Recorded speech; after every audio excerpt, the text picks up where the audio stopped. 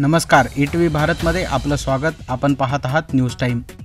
50 वर्षे जनतेनं माझ्यावर विश्वास ठेवला. केंद्रीय गृहमंत्री अमित शहांच्या टीकेला शरद पवारांचं प्रत्युत्तर. आमदार सुनील शेळकेंच्या दमदाटीवरूनही पवारांचा इशारा. महायुतीच्या जागा वाटपाचं घोंगडं अजूनही भिजतच. शिवसेनेला 9 तर अजित पवार यांच्या राष्ट्रवादीला 4 जागा देण्याची भाजपाची तयारी. जास्तीत जास्त जागा कमळ चिन्हावर निवडून आणण्यासाठी भाजपाची रणनीती.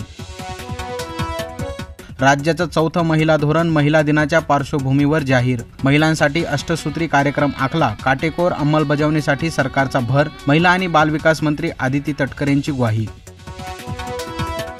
ऑनलाईन जुगारवाल्यांकडून सरकारला हप्ता. संजय राऊतांचा गंभीर आरोप. महाविकास आघाडी मजबूत असल्याची दिली ग्वाही. मराठा आरक्षणाविरोधातील जनहित याचिकेवर भूमिका स्पष्ट करा. मुंबई उच्च न्यायालयाचे राज्य सरकारला निर्देश. निवडणुका डोळ्यासमोर ठेवून आरक्षण दिल्याचा आरोप. पुढील सुनावणी 6 आठवड्यांनंतर. भाजपा हा शिवसेनेच्या कार्यकर्त्यांना फोडणार असेल तर मला नाईलाजानं वेगळं पाऊल उचलावं लागेल. शिवसेना आमदार योगेश कदमांचा इशारा. जागा वाटपावरून रामदास कदमांनीही दिलाय भाजपाला दम.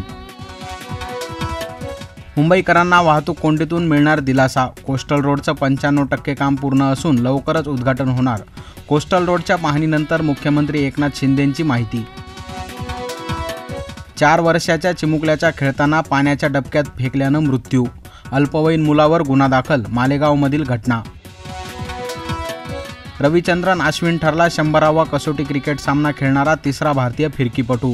राहुल द्रविडनं दिली विशेष कॅप. धर्मशाळा इथं सुरू असलेल्या भारत आणि इंग्लंड सामन्यात रचला विक्रम. कॉस्मेटिक सर्जरीऐवजी स्वतःवर प्रेम करा. अभिनेत्री अनु अग्रवालचा महिलांना सल्ला. कॉस्मेटिक सर्जरी टाळण्याचंही केलं आवाहन. न्यूज टाईममध्ये इथंच थांबूया. लेटेस्ट अपडेटसाठी लॉग इन करा etvbharat.com.